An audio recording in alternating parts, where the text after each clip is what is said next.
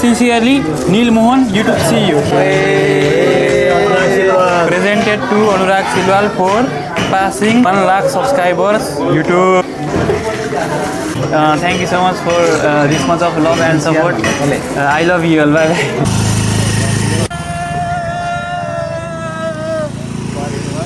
2020 lockdown सिजनमा जति बेला म मेरो ब्याचेसको फर्स्ट इयरमा एडमिसन लिएर घरमा कोभिडको भ्याकेसन इन्जोय गरिरहेको थिएँ त्यति बेला मेरो दिमागमा एउटा आइडिया स्ट्राइक हुन्छ नेपालमा एउटा एजुकेसन र इन्फोटेनमेन्ट रिलेटेड युट्युब च्यानल खोल्ने आइडिया यो आइडिया रिलेटेड डिस्कसन गर्नको लागि चाहिँ मैले मेरो एकजना छिमेकी दाइले सुनाएँ and I still remember the first thing that he told to me was तिम्रो भिडियो कसले हेर्छ now guys let's jump to 3 years later अहिले 2024 मा चाहिँ मेरो युट्युब च्यानल अनुराग सिलवालमा चाहिँ मोर देन 100,000 सब्सक्राइबर्सको बेस छ 7+ मिलियन च्यानलमा भ्युज छ र यही सेम दिनमा चाहिँ आज मैले मेरो 100,000 सब्सक्राइबर्सको सिल्भर प्ले बटन पनि पाइसकेको छु र नेपालमा एज अ ब्याचलरको स्टुडेन्ट आफ्नो पढाइ त्यसपछि आफ्नो कन्टेन्ट क्रिएसनलाई साइड बाइ साइड प्यारलली लगिराख्दाखेरि यो मैले 3 वर्षको स्ट्रगलको एक्सपिरियन्सबाट सिकेको र डिराइभ गरेको 3टा मेजर लाइफ लेसन्स आजको भिडियोमा म तपाईहरुसँग शेयर गर्न गइरहेको छु फर्स्ट भनेको चाहिँ यार यदि तपाईहरु अहिले आफ्नो 20s मा हुनुहुन्छ र तपाईले चाहिँ मनैबाट केही कुरा गर्न मन लागिरहेको छ something that won't make you feel guilty भनेदेखि चाहिँ प्लिज त्यो कुरा ट्राई गर्नबाट चाहिँ पछि नहट्नुस् यो लेसन चाहिँ मैले 3 वर्ष अगाडि लकडाउनमा जति बेला यो च्यानल खोल्नको लागि मैले सजेसन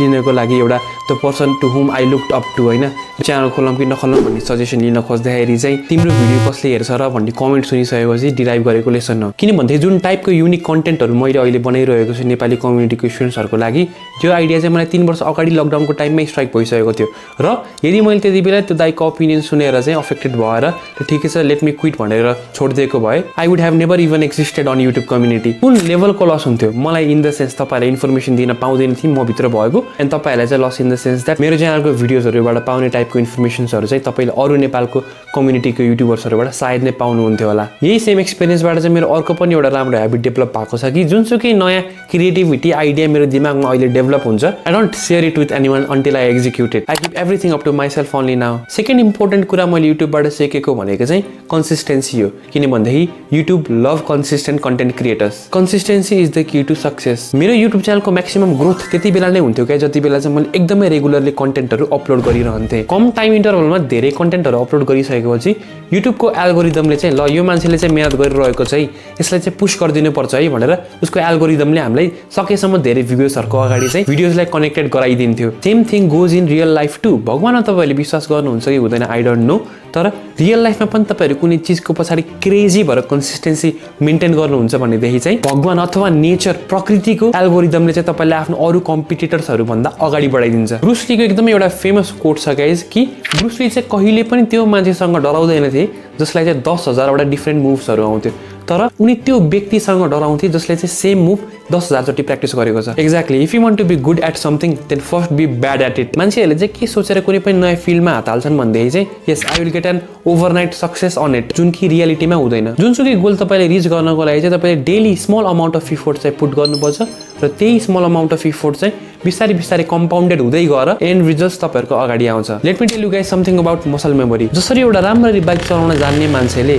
10 वर्षसम्म बाइक नचलाए पनि यो ग्याप पछि उसले फर्स्ट टाइम बाइक चलाउन ट्राई गर्यो भने पनि उसले मजासँग चलाउन सक्छ it is all due to muscle memory regular bike चलाउनेहरुलाई पनि यो एकदमै कमन कुरा हो कि जति तपाईले दिमाग आफ्नो बाइक सिक्दाखेरि लगाउनु पर्थ्यो अहिले अब रेगुलरली बाइक चलाइसकेपछि तपाई क्लच एक्सिलरेटर ब्रेक केहीको बारेमा पनि नसोचिकन बाइक चलाउन सक्नुहुन्छ नि यस गोल भनेको नि जुन कुरामा तपाईले कन्सिस्टेन्सी डेभलप गर्न मन छ त्यसलाई प्र्याक्टिस गर्दै त्यसमा यति गुड हुने कि तपाईले त्यो काम गर्नको लागि सोच्न नपरोस् के मैले नै अहिले 3 वर्ष अगाडि किबोर्डमा जति दिमाग लगाएर बटनहरु प्रेस गरेर भिडियो एडिट गर्नु पर्थ्यो नि त्यो अहिले किबोर्डको कुन बटनले के एडिट गर्छ मेरो दिमागले केही पनि थाहा छैन बट सबै कुराहरु यो औंलाहरुले याद गरेका छन् third real time life lesson जुन मैले युट्युबबाट सिके त्यो भनेको चाहिँ तपाईहरु आफ्नो लाइफमा होस् क्लासमा होस् युनिक हुनुहुन्छ भन्दै चाहिँ please be proud of it unique हुनु हुँदैन भने पनि जुनसुकै काम तपाईहरुले गर्न स्टार्ट गरिरहनु भएको छ त्यसलाई चाहिँ अलिकति युनिक एप्रोचले तपाईहरु स्टार्ट गर्नको लागि ट्राई गर्नु होला युट्युबसँग यो कुरालाई रिलेट गर्ने हो भन्दै चाहिँ तपाईहरु मेरो कन्टेन्टहरु रिसेन्टको हेर्नुहुन्छ भन्दै चाहिँ I am trying to keep them as unique as possible यस्तो वेमा मैले आफ्नो कन्टेन्टहरुलाई प्रेजेन्ट गर्नको लागि ट्राई गरिरहेको छु कि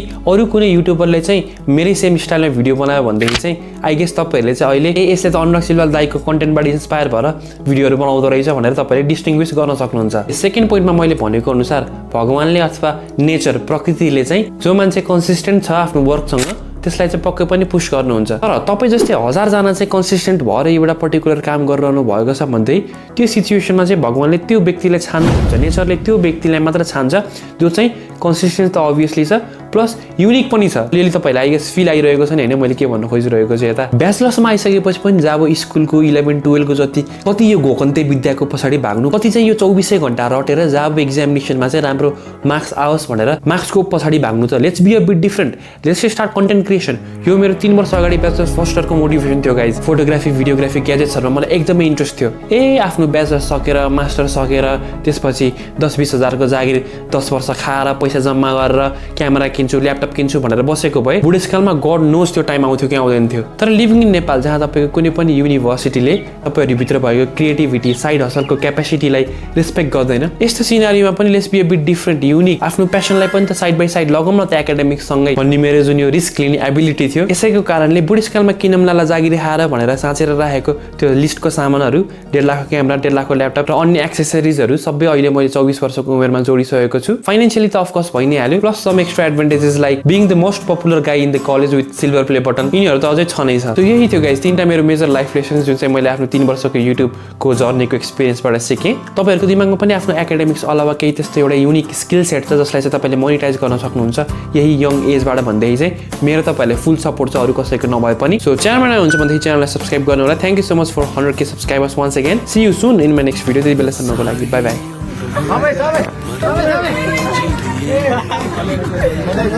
मलाई ल्याउनु थोरै हातमा ल्याउनु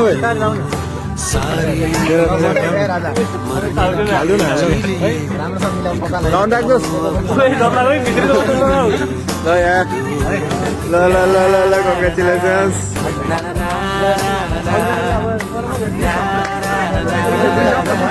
ल अब पालो 2 शब्द अनुरागको 2 शब्द। ल सबैजना साथीहरूलाई त्यसरी एउटा सानोतिनो कार्यक्रम आयोजना गरिदिनु भएकोमा धन्यवाद दिन चाहन्छु है।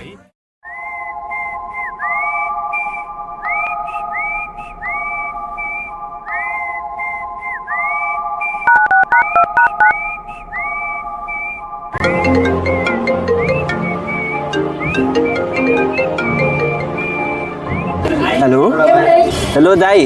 हजुर कता हुनुहुन्छ हजुर? भाइ म बिएमसीमा छु अहिले केटाहरूसँग यता। ए ल हजुर जहाँ हुनुहुन्छ म त्यहीँ आएँ।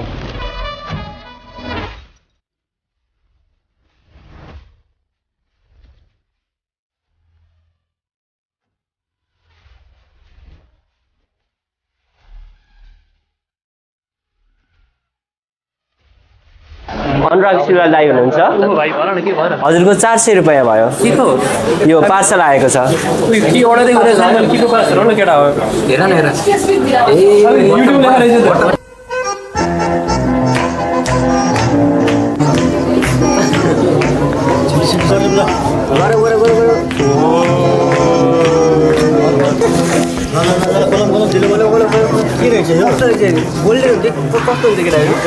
के हो यो कहाँबाट बोल्नु केटा हो? ल गाह्रो परेको थियो बिस्तारी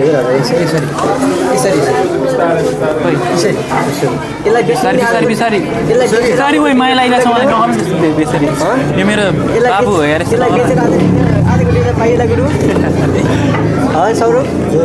यसलाई बेच्यो भने आजको डिनर पाइएला?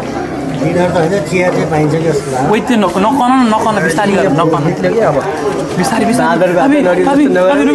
म निकाल्छु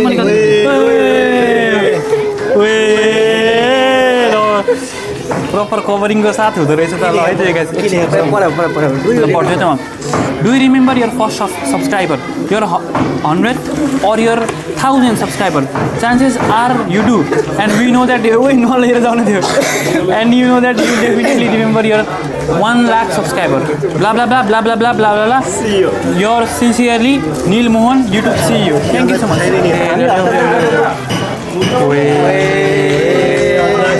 Presented to Anurag Silwal for passing 1 lakh subscribers YouTube भनेर आयो। Nice nice. बेसिङको माथि राख्यो होइन काम गर्दो रहेछ।